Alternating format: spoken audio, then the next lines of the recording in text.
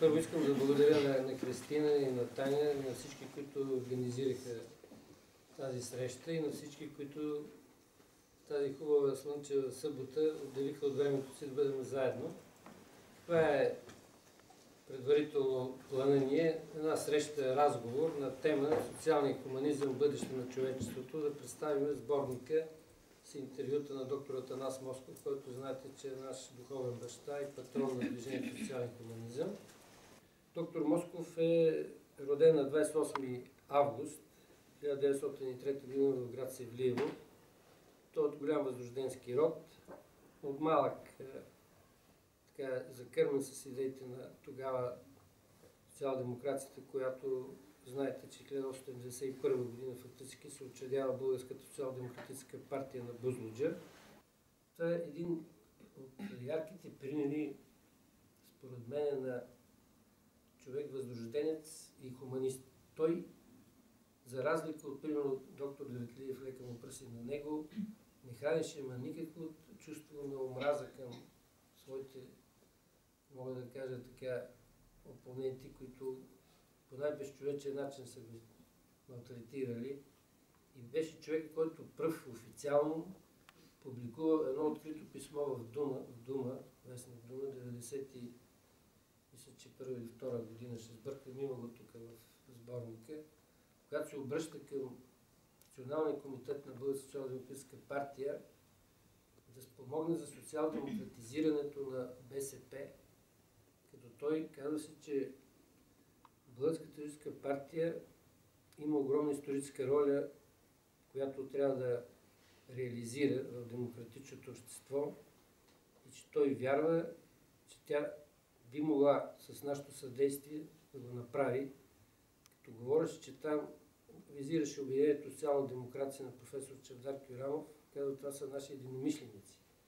Не трябва да ги разглеждаме, вика, като противници и врагове, и казва, след 100 години трябва да престане, вика, тази война между тесни и широки социалисти. Това само по себе си говори какво великодушие има в този човек, какъв голям политик, какъв голям българин е бил, който фактически стана причина за създаване на нашето идейно течение Движение социален комунизъм, който моят покоен брат, тогава главен секретар на Българската социал-демократическа партия, фактически пое инициативата и създаде движението като идейно течение в Българската социал-демократическа партия. Това беше 1995 година. И като се види първоизточника на нашия патрон, голямата му надежда, че ние ще бъдем заедно, че заедно ще сътвориме едно добро бъдеще. И тук аз съм го извел заветът още в началото, само ще ви прочета. Това е неговия извадка с интервю, която от 1991 година на страница 5 е. Социал-демократическата партия по дефиниция е лява партия, защото е за социализма, за заместването на капитализма с друга форма. Капитализма се изражда, капитализмът не е способен да се справи с глобалните въпроси на човечеството. И все повече и повече те минават в тежест на народа. Нито екологическите проблеми, нито борбата с глада, нито борбата за труд могат да бъдат решени от частния капитал. А това е големия социален въпрос. Ние не виждаме, че капитализмът е достигнал крайния предел на своите възможности като фактор в световната динамика. Социализмът се налага като световно явление, като световна необходимост за съхранение на човечеството. И моето духовно завещание към партията е приемането на социализма като цел на социал-демокрация. Това още 1991 година. Виждате, тази световна финансова криза е доказателство за това пророчество на този гениален политик, който го е виждал още преди 15-20 години. Доктор Москов дефинира хуманизма като осъзнато саморазвитие на човека към съвършенство. А социалният хуманизъм като нов етап в еволюцията на хуманизма е историческа необходимост и водеща тенденция в развитието на съвременното общество. Социалният хуманизъм е един предтеча поред мен, на това, което в момента се опитва да го формулират като тези на гражданското общество за демокрация, свобода и социална справедливост. И аз си мисля, че това, което Москов го говори, че че възгледите за социалния хуманизъм да се представя наред с този възглед и нов модел за отношенията между човека и обществото. Тук се връща малко към самия Москов. Според този възглед отношението на човека към себе си като мярка го прави свободен и равен на другия. Това е голяма разлика с традиционното разбиране на християнството и социал-демокрацията за отношението на човека към другите като към свободни и равни. На тази тема може да се говори. Аз мисля, че социалният хуманизъм като обществен тип хуманизъм може да се разглежда като надграждащ тезите на християнските ценности. В този смисъл територията на социалния хуманизъм е много далече извън социал-демокрацията и на левите въобще. Много хора, които се определят с различни други политически, така ако мога да кажа, нагласи, възприемат този тип обществен хуманизъм.